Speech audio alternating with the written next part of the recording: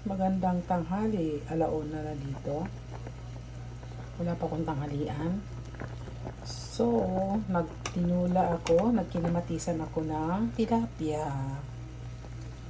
Ito ang tilapia nila dito, pula. Kaya nag-alangan kaya ako, ito ba yung tilapia talaga? Tinitigan ko siya ng gusto. Wala akong magawa, yun ang nakalagay sa label. So, yun lang, tilapia na rin ang tawag ko dito. Pero alam ko hindi ito tilapia sa atin, di ba? Baka mistiso lang din yung kanilang tilapia. So, wala naman kasi akong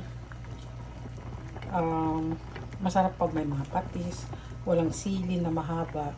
So, ang ginawa ko na lang is paminta.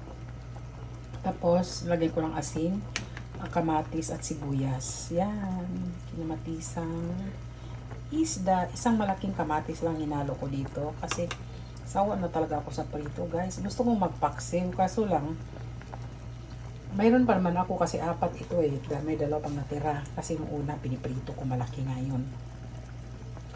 Ngayon, gusto ko magpaksiw, pero alanganin naman ako kasi yung aking suka is balsamic vinegar.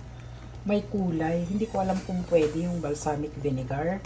So, kailangan kong bumili ng suka na Pilipino suka talaga.